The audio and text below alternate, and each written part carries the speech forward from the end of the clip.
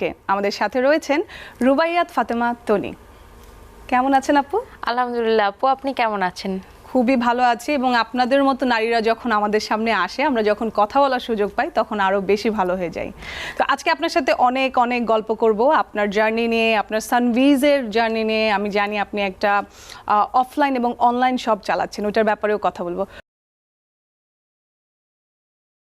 শুরুতে একটু জানতে চাই যে এন্টারপ্রেনার হওয়ার শখটা কবে থেকে জেগেছে, বা ছোটবেলা থেকেই কি প্ল্যান ছিল কিনা? ছোটবেলা থেকে আমার মনে হতো আমি একটা কিছু করব, বিজনেস করব। প্রথমে আমার একদম যদি আমরা স্কুল লাইফের কথা বলি, তখন আমার মনে হতো আমি পুলিশ হব।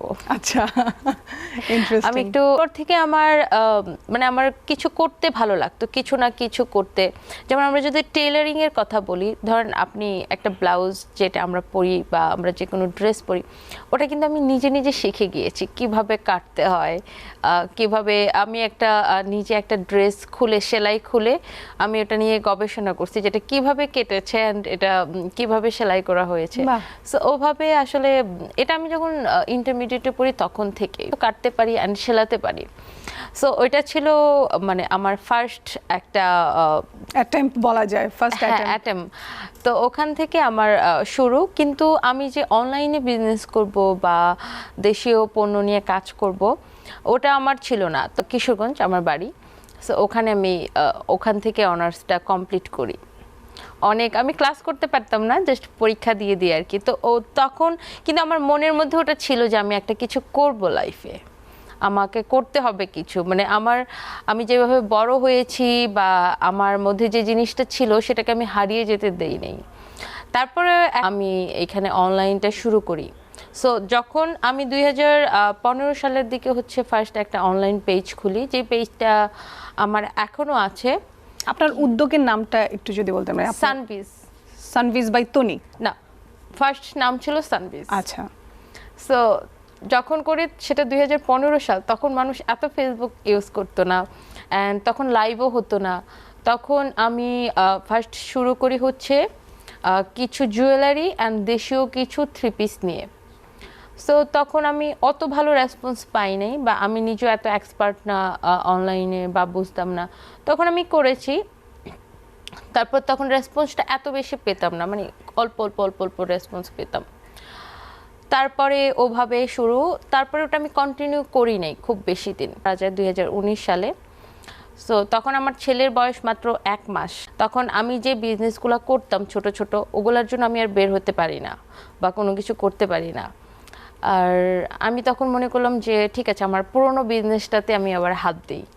তো ওই করে আর কি শুরু করা 2020। আমরা আপনার এই যে শুরু করাটা এবং তারপরে বিজনেসটা, আপনার এত বড় একটা বাধার কথা শুনলাম, সেখান থেকে ঘুরে দাঁড়ালেন কিভাবে সেটাও শুনলাম।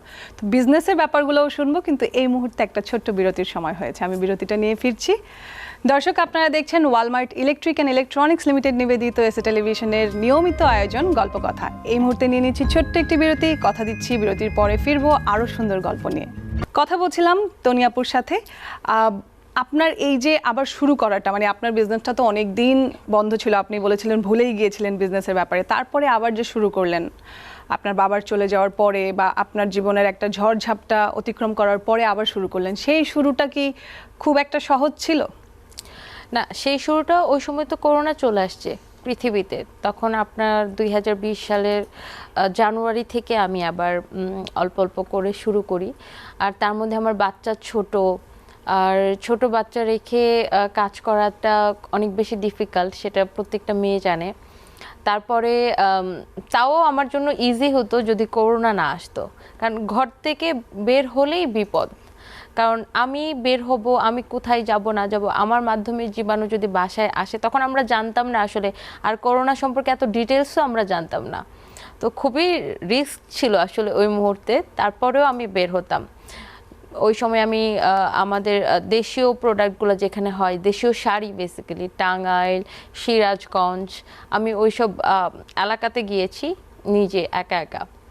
সো মার্কেট বোঝার জন্য যে মানুষ কি চায়, বা ওখানে কি তাঁতিরা কি তৈরি করতেছে, বা তাঁতিদের সাথে কথা বলার জন্য ওই সময় আমি গিয়েছি। অ্যান্ড ফার্স্টে আমি আগে তাঁতিদের সাথে কথা বলেছি, তারা কি তৈরি করে, তাদের কি সমস্যা বা কি করলে আমরা একসাথে কাজ করতে পারবো সুন্দরভাবে, ওই জিনিসগুলো আগে বোঝার চেষ্টা করেছি। এই যে আপনি একদম রুট লেভেলের যারা হচ্ছে আমাদের পোশাক শিল্পের সাথে জড়িত তাদের সাথে গিয়ে কথা বললেন, এই অভিজ্ঞতাটা একটু জানতে চাচ্ছি। একেবারেই তো নতুন আপনার জন্য এই বিষয়টা, তাঁতিদের সাথে কথা বলা, তাঁতিরা যেভাবে বুনন প্রক্রিয়া তাদের, সেই সব কিছুর সাথেই তো আপনি নতুনভাবে পরিচিত হয়েছেন, তো সেই এক্সপিরিয়েন্সগুলো যদি একটু বলতেন। আসলে এই এক্সপিরিয়েন্সটা ভোলার মতো না। আমি যখন একা একা চলে যাই, আমি ওখানে যাওয়ার পরে হচ্ছে যে তাঁতিদের সাথে যখন কথা বলি, তাঁতিরা এত মিশুক, মানে এত আপন করে নিয়েছে আমাকে, এটা আসলে আমি বলবো ইটস এ ব্লেসিং। কারণ যদি তাঁতিরা আমার সাথে না মিশতো তাহলে আমি হয়তো এত দ্রুত আগাতে পারতাম না। আর আমার মধ্যে একটা জিনিস আছে, আমি খুব তাড়াতাড়ি মানুষের সাথে মিশে যেতে পারি, আর ওনারাও আমার সাথে খুব তাড়াতাড়ি মিশে গিয়েছেন। আমি তখনই আমি বুঝতে পারি যে আমার কি করলে ওনাদের সাথে আমরা একসাথে কাজটা করতে পারবো, বা ওনাদের কোথায় কোথায় সমস্যা আছে বা কিভাবে কি করা যায়। তো এইরকম একটা ক্রুশাল টাইমে আপনি দেশি পণ্য নিয়ে কাজ শুরু করলেন যখন আপনার এত বাধা বিপত্তির পরেও, তো এই সাহসটা কিভাবে হলো?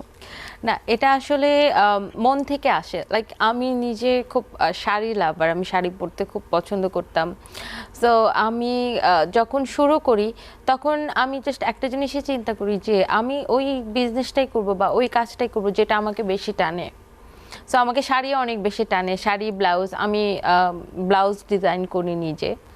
সো ওখান থেকে আমার শুরু যে আমি তাহলে শাড়িটা নিয়েই করব। আর দেশীয় শাড়ি আমার জামদানি, তারপর আমি যেটা পরে আছি এরকম ডায়ের শাড়ি আমার অনেক বেশি পছন্দ।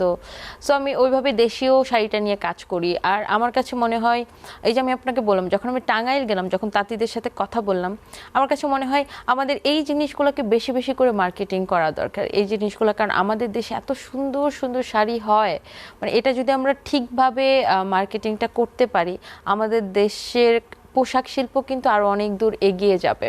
তো ওখান থেকে আমার দেশীয় পণ্য নিয়ে কাজ করা। আচ্ছা, তো আপনার যে উদ্যোগটা রয়েছে সানভি, এখানে শাড়ির পাশাপাশি আর কি কি পোশাক আপনি ওখানে রেখেছেন? এখানে শাড়ি, থ্রি পিস, এই দুইটাই হচ্ছে মেন। সাথে আমরা কুর্তি করি, ওয়েস্টার্ন টাইপের যে কুর্তি হয়, আপনি বুঝবেন।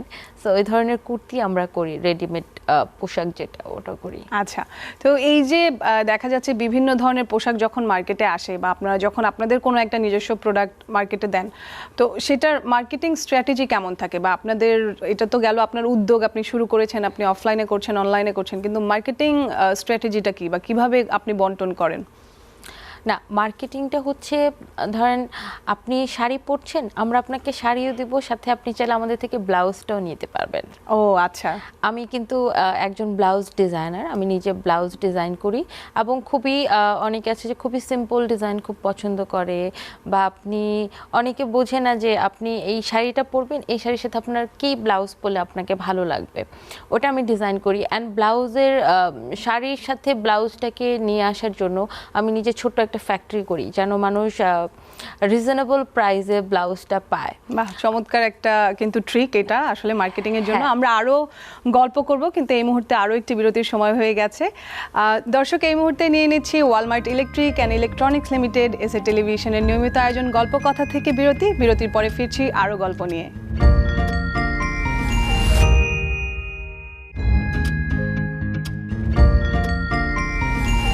বিরতির পর সবাইকে আরও একবার স্বাগত জানাচ্ছি Walmart electric and electronics limited SA টেলিভিশনের নিয়মিত আয়োজন গল্প কথায়। বরাবরের মতো আমি তো আছি, এখন আমাদের সাথে গেস্টও আছে। আপনার কাছে আমি বিরতির আগে শুনেছিলাম যে আপনি হচ্ছে তাঁতিদের সাথে একদম ওতপ্রোতভাবে জড়িত হয়ে কাজটা শুরু করেছেন, এবং মার্কেটিং স্ট্র্যাটেজিও শুনেছি।